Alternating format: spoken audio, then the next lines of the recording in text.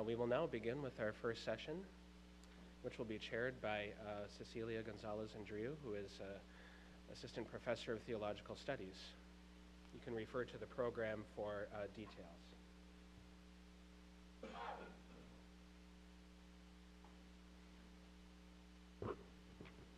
Good morning.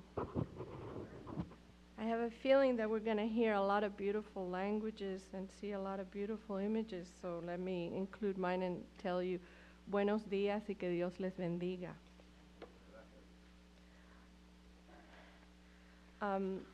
It's my delight this morning to introduce to you the first two speakers for our beautiful conference, and I never use the word beautiful lightly. We are indeed blessed. They've come from a bit of a ways to be with us, and we are very, very happy to have them join us. So our very first presenter is Professor Johan van Parys. He is a native of Belgium, which is wonderful. My grandmother was as well. Director of Liturgy and the Sacred Arts at the Basilica of St. Mary, teaches at the School of Theology at St. John's University in Collegeville, Minnesota, of course, a wonderful place with a special emphasis on the beautiful arts. Johan holds graduate degrees in archaeology, art history, and comparative religious studies from a Catholic university in Louvain in Belgium. And his MA and PhD in theology are from our sister university, the University of Notre Dame in Indiana, where we have a lot of wonderful colleagues as well. And he's the founding artistic director of, here's a website you may want to remember, www.envisionchurch.org, and it's listed in your program. And he has a new book, Symbols That Surround Us, which was just published in 2012. Congratulations for that. So let me invite him up.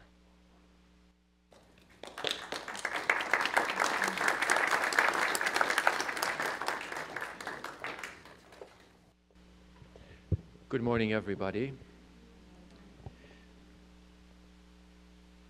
Let me say first that it's a delight to come to California from Minnesota. I love Minnesota, but there are some things that are not so right with Minnesota, the weather being one of them. Today I am going to talk to you a little bit, just touch on the very magnificent, beautiful, to use this wonderful word, beautiful world of art and church, but specifically art and the Catholic Church. And I borrow for the title words from Blessed Pope John Paul II in his letter to the artists, where he writes about beauty that saves. Now, when we think about art in the Catholic Church, we are very much tempted to think about that which was yesterday.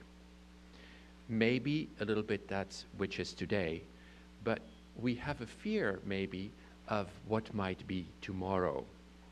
When we think of Catholic art, we very readily rush to the Sistine Chapel and to such artists like Michelangelo, or we go to the St. Peter's Basilica and meditate upon this magnificent Pietà by Michelangelo. But there is so much more and so much beyond these greats of the Catholic tradition. There are actually other greats in the Catholic tradition. Just looking at today, this is an example of a mosaic which was actually made in the Vatican Mosaic Studios, of course, of Our Lady of Guadalupe. And as we stay with the theme of the Blessed Virgin Mary, this is an embroidery of an example of Our Lady of Lavang, the patroness of Vietnam, and going a little bit more risky, continuing from today into the future. This is a tapestry which is based, of course, on an icon of the Theotokos. And moving even further, we have a contemporary interpretation of the Blessed Virgin as she is depicted in the book of Revelation, the woman standing on the moon with the sun and the stars. It's a very rich tapestry quilt, if you will, with lots and lots of symbolism in it. But people are much more comfortable with the ceiling of the Sistine Chapel and with the Pietà of Michelangelo, with Our Lady of Guadalupe, Lavang. But when we get to this place, there is a little bit of hesitation. So when we place this particular image in church during the season of Advent, because the Blessed Virgin is clearly pregnant in this quilt, people get a little bit nervous about art in the Catholic Church. And of course, we can even move beyond this and walk through the streets of Rome and be hit by spontaneous art sprayed onto the walls of buildings. The question is this sacred art, or what is this? Just graffiti? Nothing else but that. And inspired by our conversation we had last night, I pondered Our Lady of Guadalupe, and she is depicted not only in prints, in paintings, in sculptures, in mosaics, but this is an example of Our Lady of Guadalupe done by workers in the field who work on fruit farms, and they have depicted Our Lady of Guadalupe in apples and strawberries, etc. Can you see this? Okay, great, thank you. And to take it a step further, people like to decorate their arms with the image of Our Lady of Guadalupe. So we have tattoo art as well to consider. How far is sacred art in this realm? The question of art and church, art and religion is sometimes a question that raises tension. Throughout history, the church and art have not always gotten along. Sometimes church and art have been great friends, and sometimes there have been moments that they were rather foes, adversaries. Let's just go to this very early depiction, maybe the first through the 3rd century. I don't know if you see it well, but I have this drawing of it here. It's the depiction of the crucifixion. And of course, it's not a very positive depiction of the crucifixion. Christ here on the cross is depicted as a donkey. And the text underneath it reads, Alexamenos worships his God. In this instance, art is clearly our foe. This wonderful rendition of the Madonna by Raphael, loved by so many and copied by so many, has also been copied in a somewhat questionable manner. This Veneziano rendition of the Madonna, where the Blessed Jesus is rendered as Hitler, is very shocking. It was not allowed to be in certain exhibits. What the artist says about it is that it's a meditation on the role the Catholic Church played in terms of the Holocaust and friend or foe. This is a still picture of a video that is particularly disturbing. I did not want to show you the video because it is so disturbing. Done by this guy, David Voznarovich, who died of AIDS, and right before he died, he did a meditation, if you wish, on his life, in which Catholicism was very present, and this image is particularly disturbing, friend or foe. Or this image of the Madonna by Ophélie, an African-British artist who used elephant dung to create this image of the Blessed Virgin Mary, friend or foe. All of these works of art have been disallowed in exhibits. So what is this relationship between church and art? Obviously, there is a long-standing tradition of happy togetherness, but there is also quite a tradition of separatedness, church and art. So there's a couple of questions that I would like to ask.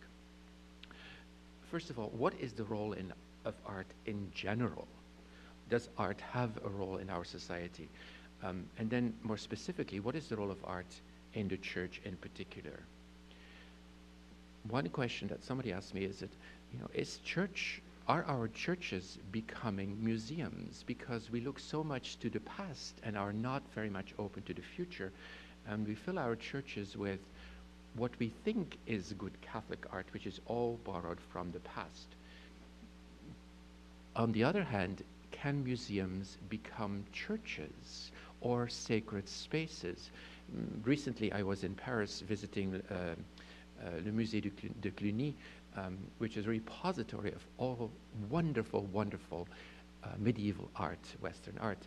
And one cannot but stop by these wonderful expressions of Christianity and pause by them. Or I was asked to do a tour of an exhibit called Ultra Baroque, which was hosted by the Walker Art Center in Minneapolis, which is a very dedicated to contemporary art. It's almost a temple for contemporary art.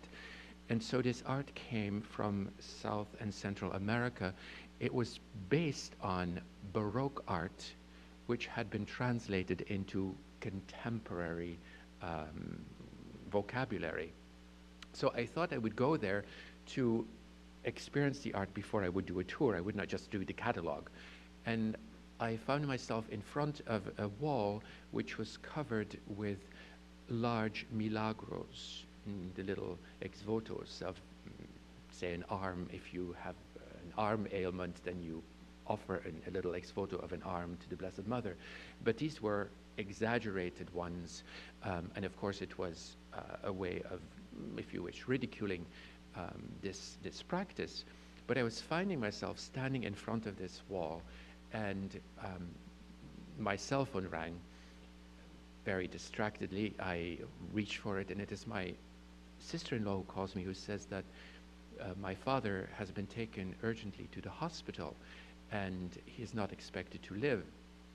So I find myself, it was his heart, in front of this wall of these milagros, which were intended to mock this practice, and I looked for the heart on the wall and I prayed. In that moment, the museum became for me a sacred place, if not a church. Does the church decide what good art is? Does the church decide what good sacred art is? May art critique the church, which is a very risky question? And ultimately, what is the relationship between art and religion? I'm not going to answer any of those questions. I'm just proposing them to you for your ponderings, and maybe during the conversation afterwards, we can talk a bit about it. Now, the Catholic Church, since the Second Vatican Council, has repeatedly stated that the Church has no preference when it comes to styles or materials that are used, and emphasizing the role of art in the life of the Church. So, Sacrosanctum Concilium, for instance, the first document released by the Second Vatican Council, very rightly the fine arts are considered to rank among the noblest expressions of the human genius. Holy Mother Church has therefore always been the friend of the fine arts and has continuously sought their noble ministry. The Church has not adopted any particular style of art as her own. She has admitted fashions from every period according to the natural talents and circumstances of the people. And so when it comes to, say, the devotion of the Stations of the Cross, we have the very traditional expression of these devotions, but we have also more contemporary ones. These you can find in Santa Fe at the cathedral. There's a garden which has the Stations of the Cross, and so Gibbs Singleton, who by the way also did the crozier of the Pope, the previous Pope, his Stations of the Cross, which are very filled with expression. And then you can even move on to abstract renditions of the Stations of the Cross. These are done by, they were commissioned by us from Lucinda Naylor, who's a contemporary artist. So every age can offer meaningful art to the Church.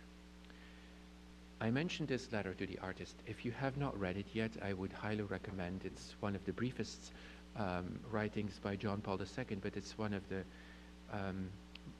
most spectacular ones, I think, especially for those of us who are concerned with art in church. Art makes perceptible and as far as possible attractive the world of the spirit, of the invisible, of God. It must therefore translate into meaningful terms that which is in itself ineffable. Art has the unique capacity to take one or another facet of the message and translate it into color, shapes, and sounds that nourish the intuition. Humanity in every age, and even today, looks to works of art to shed light upon its path and its destiny. Again, past, present, future, this magnificent tapestry designed by Raphael and executed in the tapestry factories in Brussels, presenting the moment of the resurrection, which is somewhat repeated by a 20th century artist also close to Brussels, and then a contemporary rendition of it, very abstract, of the resurrection. In the General Instruction to the Roman Missal, most recent edition, the Church constantly seeks the noble assistance of the arts and admits the artistic expressions of all peoples and regions, of all peoples and regions. She is intent on preserving the works of art and artistic treasures handed down from past centuries. So our past is very important. But she strives to promote new works of art that are in harmony with the character of every age. Every age has its artists. I had this parishioner come up to me and say, "How dare you put this ugly contemporary art in our beautiful church?" The church I worship in is a Beaux-Arts church. It's a glorious church. And I was a little bit taken aback. But I was able to quote Pope John Paul II. And, I said, Michelangelo was a controversial artist at some period as well.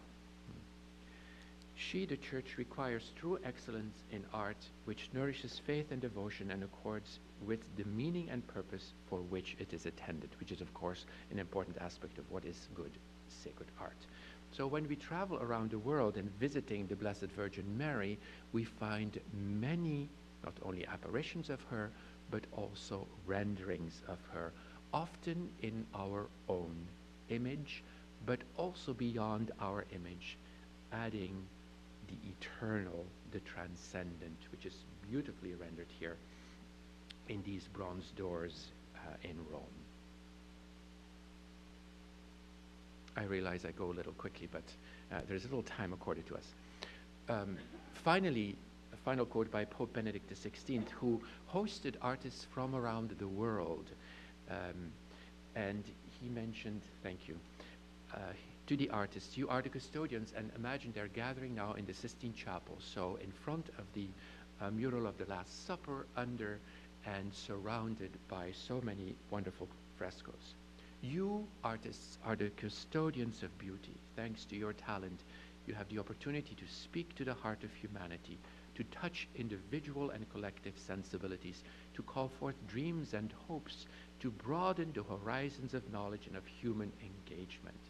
Be grateful for the gifts you have received and fully conscious of your great responsibility to communicate beauty, to communicate in and through beauty, beauty that saves." I could not but put this magnificent image of the Mandylion. Some people will say the first piece of Christian art ever rendered, which also has been taken up in the Western tradition. This is an example of a French artist, Bernard Buffet, of the Mandylion of the Holy Napkin, the Veil of Veronica, which then was taken by an artist by the name of Ludmila Pavlovska, who was originally from Kazakhstan and now lives in Sweden and is inspired by icons, but has her own interpretation of icons in the contemporary world. Beauty that saves. Why do we spend time on art at all? Because art provides cosmos. because it nourishes our soul, because it tells our story, because it invites us to become part of this story. Art makes us think. It invites us into devotions. It leads the way to holiness. In our world, which is torn in so many different ways, art provides cosmos, soothing and healing cosmos. Why do the churches spend so much time and energy on art? Because the church is often the place where people can go to find cosmos. Not everybody has the luxury to find cosmos in their own homes or lives. Art nourishes the soul. I remember going to this Cistercian abbey in Senanque in Provence, making my way through the wonderfully fragrant lavender fields, getting to the Cistercian architecture and entering it, and though the monks were absent, almost hearing the monks chant the office, because it had happened in that building for centuries. Art tells, of course, our story, sometimes in a very clear way, sometimes in an abstract way. This is both our Jesus meets the women of Jerusalem, and in the abstract one, Jesus is the orange color. The women of Jerusalem surround him in a sign of consolation. The red is the impending evil that is about to happen to him. Art invites us into the story. Who are we? Are we the son, the father, or the other son? Makes us think. Sometimes it's easy to see that's what it is. Sometimes it's not. And we have to work. This is Simeon buttresses the cross of Jesus. It invites us into devotion, sometimes in obvious ways. This is an image of the Blessed Mother in Hawaii, covered with lace as a devotional practice. And this is in Bruges, in Ghent, is the Archangel Michael on top of a lantern, inviting people walking by to devotional thought. Of course, it's wasted on most people today, but the intent is very good. Art invites us to devotion. Art leads the way, for better or for worse.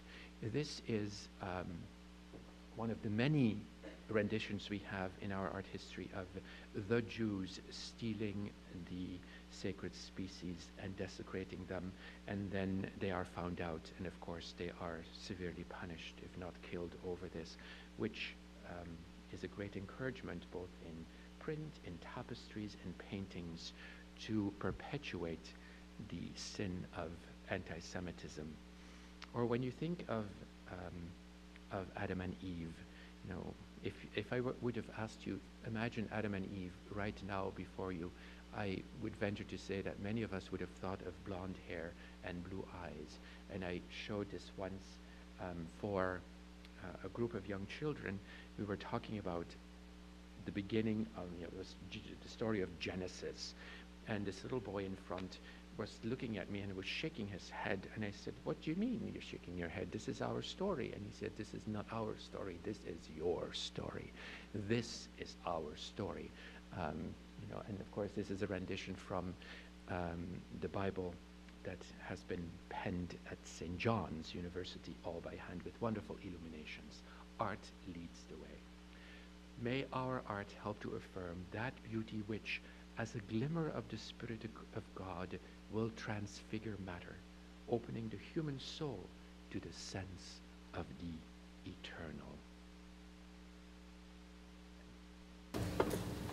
Thank you, everybody.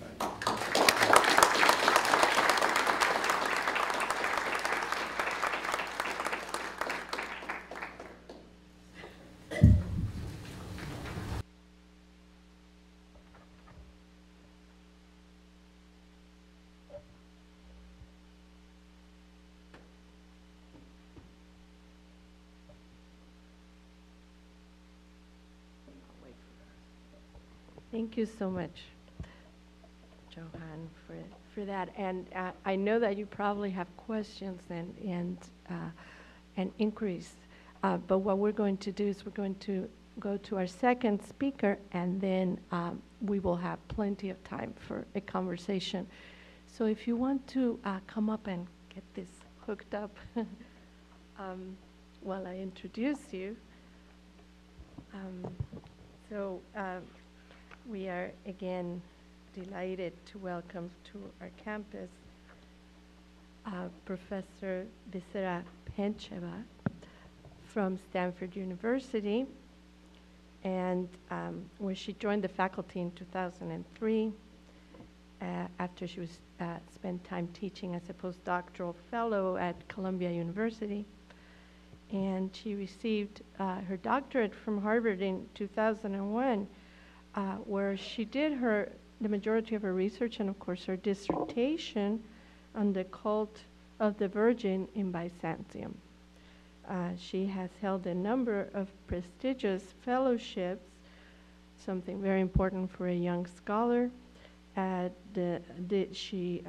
these are the Dumbarton Oaks Junior Fellowship and the Onassis Foundation Postdoctoral Fellowship, and the Alexander von Humboldt Fellowship, and she also has taught a graduate seminar on, listen to this title, sounds fantastic, Phenomenology of the Byzantine Icon, and there's no way I'm saying this word, Kuntis whatever, Institute in Florence in the summer of 2007. So I have my language limitations, and I hope you forgive me, but we're very happy to welcome Dr.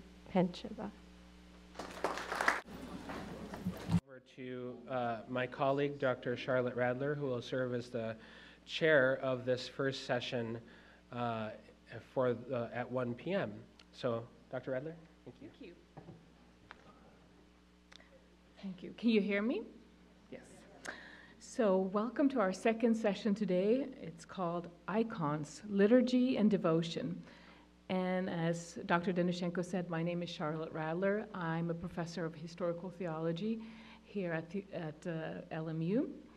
And it's my great honor and pleasure to introduce our two speakers. Our first speaker is Father Andriy Chirovsky from the Sheptytsky Institute. His paper is entitled, Can I Pray with this Icon if it is only a print?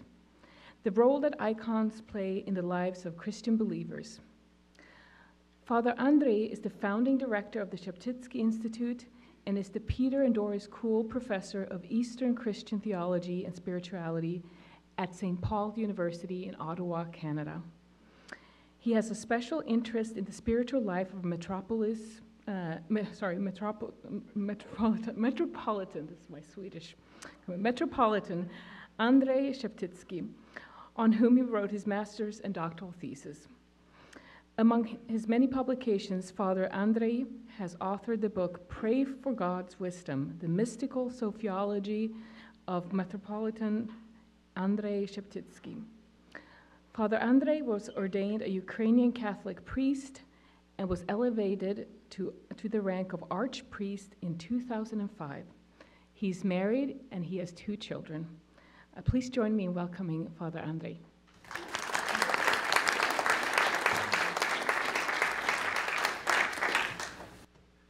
Thank you, Dr. Radler. My topic is, can I pray with this icon if it's only a print? You might think that's funny. I am not only a professor, I'm also the pastor of a parish. These are real questions that people ask. People agonize over these issues.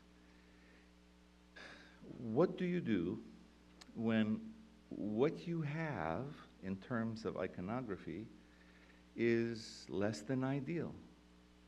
Very often when we talk about icons, we're talking about an ideal set of circumstances.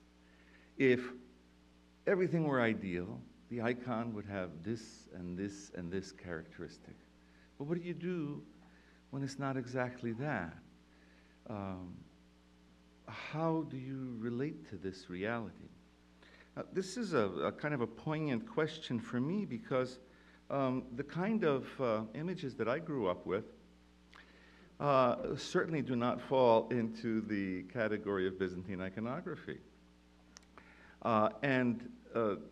this was true not only for my family, a Ukrainian Catholic family, but for all of the friends that I grew up with, who were all Eastern Christians, but they had to deal with one of these three images.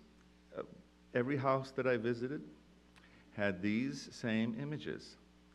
This is a beautiful image. It's from the unlikely Byzantine source of the Riverside Church in New York City. So why were these things widespread? Because, you know, in the 1950s and 1960s, it was hard to get your hands on an icon. The world was just beginning to turn back to an appreciation of Byzantine iconography. It was the cleaning of the Rublov Trinity icon that really spurred interest in iconography amongst all kind of art critics and art historians, and suddenly the interest began to grow. But that was at the beginning of the 20th century. By mid-century, well, experts were interested, but the population as a whole was not yet exposed to these realities. If you were to venture to the local Ukrainian Orthodox parish, what you would see is probably rather Baroque images, not classical Byzantine iconography by any means. The parish that I serve now in Tucson, Arizona, has an iconostasis with images produced in Greece at the beginning of the 20th century, and while they're somewhere between, you know, Baroque and Byzantine, they're kind of moving back towards the fullness of what it means when we talk about Byzantine iconography, but it's not there yet.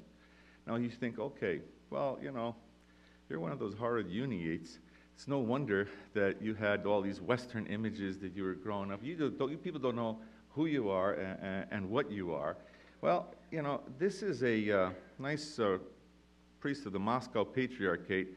He has obviously has all the right icons, right?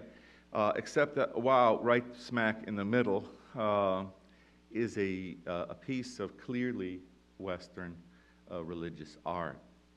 And the reality is that this is where he prays. This is where he encounters God. And that image, as sentimental as it is, one of the things that icons aren't supposed to be, sentimental, this is what draws him in. He's got it right at the center of his icon corner. And just like I learned to pray in front of Jesus on the Mount of Olives, so this priest continues to pray with images like that. Sometimes, because we are just a tiny minority of Eastern Christians in a sea of what I would call post-Protestant civilization, if it's a civilization. Because of that, we tend to be defensive and protective of our tradition and of icons particularly.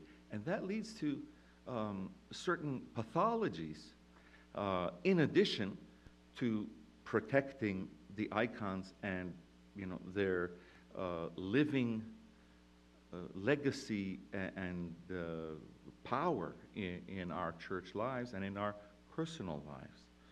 So after I, you know, grew up with all these Western images, finally, by the time I was a teenager, I was finally exposed to something that looked like what we think of when we say a Byzantine icon. And it spoke to me the way that, oh, the calendars and the prints and the little holy cards speak to people still today when they begin to encounter the mystery of the icon. Usually the response is, well, there's something there. I can't put my finger on it, but it's calling to me. It evokes something in me. And so there's a desire to get deeper, to understand what it is that's happening. Because there is something happening. There is a process going on. Many people have told me this, and I've made it a point to try to find out what do people see when they look at an icon, but I haven't had the opportunity to read up or take a course in iconography. What is it that they are seeing? What is it that they are experiencing? Now, a watershed in my life was when I got a hold of Losky and Uspensky's Meaning of Icons. It wasn't this edition, it was an earlier edition. This book was a watershed for many in the English-speaking world. What it did was give a language, a vocabulary, and a template for understanding what was going on in those icons that was so attractive. Now, back in those days, this book was published in 1952 by the Boston Book and Art Shop. Not somebody that you would immediately think of as the prime publisher for, iconographic explorations. But that's who published it. Now it's been republished umpteen times by St. Vladimir's Seminary Press. But that first edition had mostly black and white pictures in it. And so you had to use a lot of imagination to be able to really get what they were presenting. Later editions beefed up all of the color. When I personally started reading about this, well, I fell in love with a language of religious art that had so much doctrinal content to it. It wasn't just an individual's expression of some religious sentiment. It was the church's message. It was, as Yevgeny Trubetskoy titled his book, Theology in Color. And the gospel in line, form, in hues, that I would encounter on a physical level, but which would draw me into a spiritual exploration, much as what we talked about in the last session. This encountering of sensate realities in the icons and being transported to another level. But what happened first was that I became an icon fascist.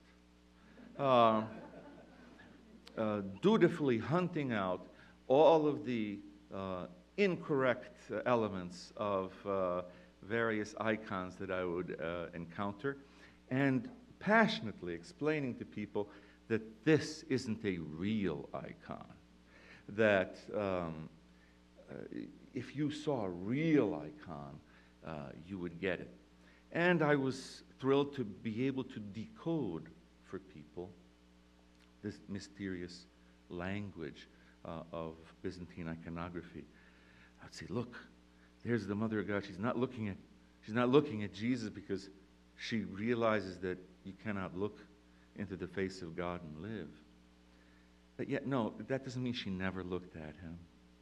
But you see the message, and then she's looking at St. Joseph, and he's being confronted by this man in ragged clothes who's going to fill his mind with ragged thoughts about the improbability of Mary having a child from the Holy Spirit. And that's a comfort to us, because there's someone who had to face doubt, like we all do. And so I would love the icons for giving me a vehicle for evangelization. And that is a progression that I have seen in many people. They first encounter an icon, don't know exactly what to do with it, want to find out more. When they find out more, they become, in their own minds, experts and begin persecuting those who do not fall in line. But then they come to a realization that this is a mystery that they cannot control. We always want to control. That's what ancestral sin is about. It's about wanting to be in control.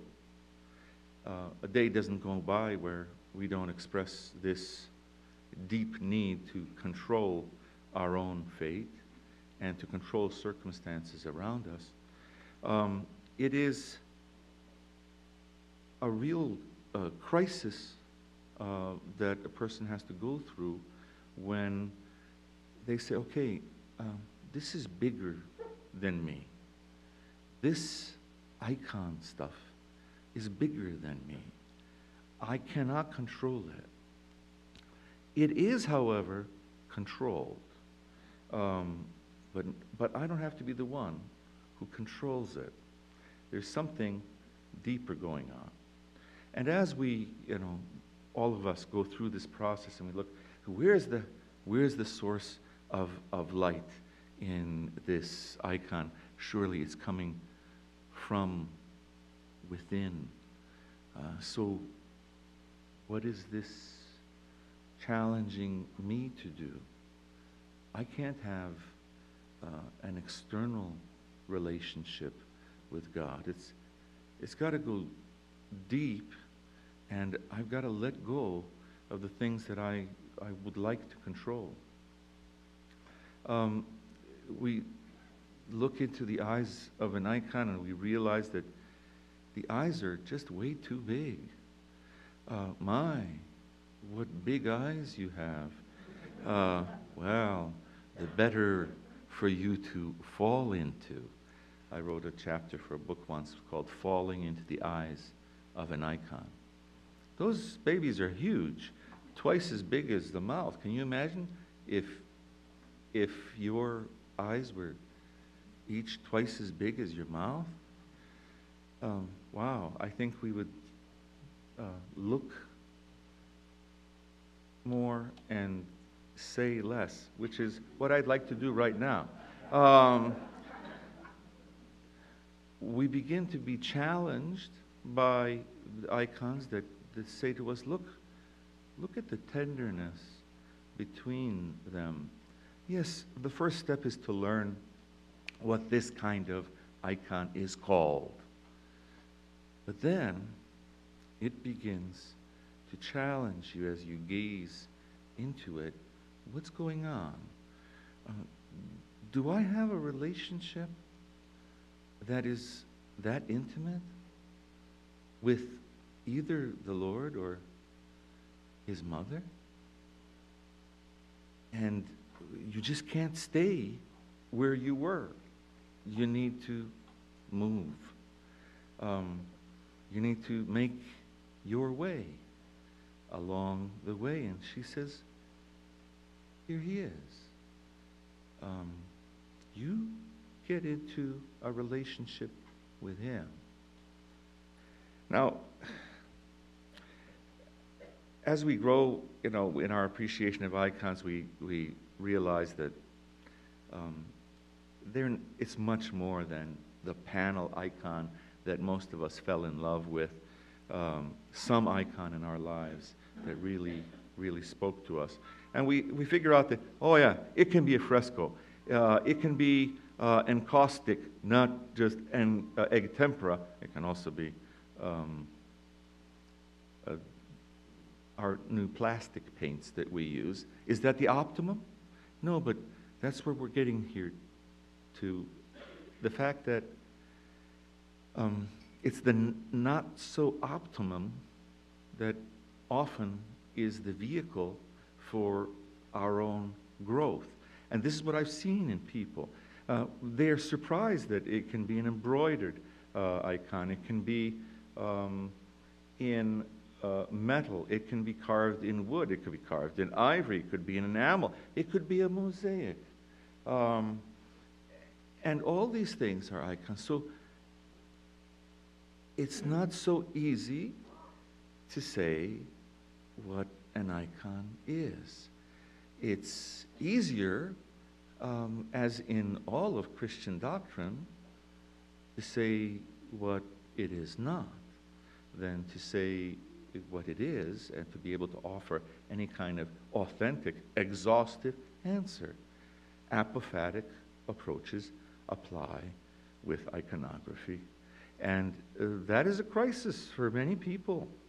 Now, but the content has to be Eastern, right? Well, this is St. Augustine. Yes, okay, it's the Cappella Palatina in Palermo, Sicily. So we know that, yes, there were Greeks there, but there were Normans there. And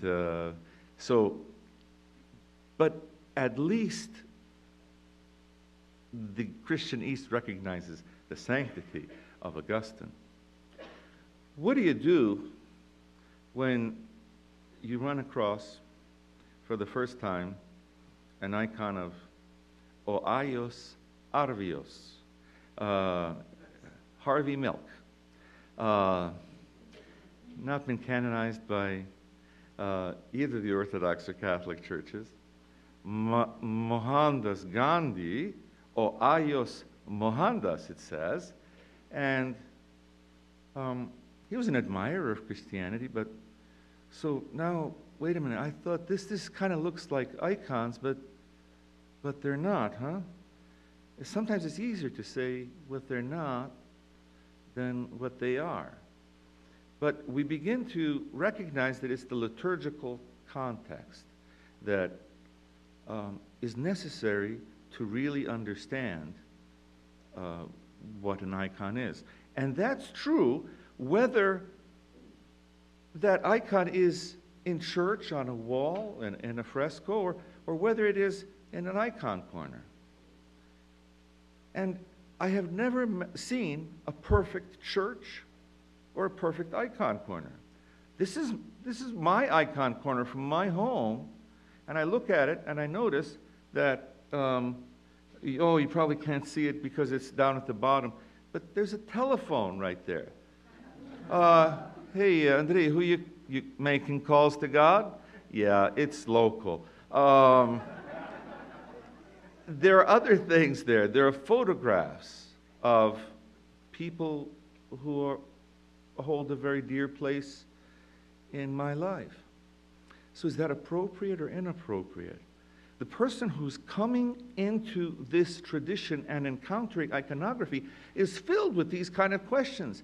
Am I allowed to have a photograph in my icon corner? And of course, we treat photographs in a very similar way that we treat icons. We don't kiss other pieces of paper, but we do kiss photographs sometimes when we miss a person. Does that mean that we worship Kodak or Fuji? No, it means that that's passing through the photograph to the ones we love. Now, but the difference is that this is the church's visual language, and it's a controlled expression. If you look at the icon of the Mother God of the Sign, it's an agreed upon convention that expresses the church's understanding of the 9th chapter of the book of Isaiah. It's the church's visual language like the liturgy, it belongs to us all, not to one person who can make up things as they please. And so we come to that moment when we have to encounter the Western religious art that we inevitably will encounter. And then the crisis ensues in the mind and heart of the person who is trying to get into this tradition. So does that mean that individual artists are not doing good things? No, it's good, but it's individual. The levels of ownership are very different. With icons, we own that image. With some of this Western religious art, there are things that are understandable to everyone, but then there are examples like this. I have no idea what's on there. I'm sure the artist knows, and I'm sure a small committee of those who selected this artist and this work and commissioned it also know what this means. Maybe it's written down somewhere, but the ownership of it is a completely different reality. So then the person getting into all of this begins to see that it's the congruence of the various elements of holy tradition: scripture, councils, fathers, liturgy, icons, canons, hagiography, and more. When they come together, that's when you feel secure. It's not whether it's a print or it's an egg tempera icon. That's not it. It's not that it's Eastern content, rather than Western content. It's the fact that the whole tradition intersects in this visual language. Teaching should, I hope, involve listening, and that's what I have proposed that we do a little bit better. We are very good at shoving down people's throats very ideal notions of what iconography is. Perhaps we need to pay a little bit more attention to what is happening to the person who is encountering iconography, who's praying with an image, who's falling into the eyes of an icon and has begun a journey that's going to take them where they never expected to go. Perhaps we need to give people that freedom to encounter the icon in its multifaceted and living reality. Thank you.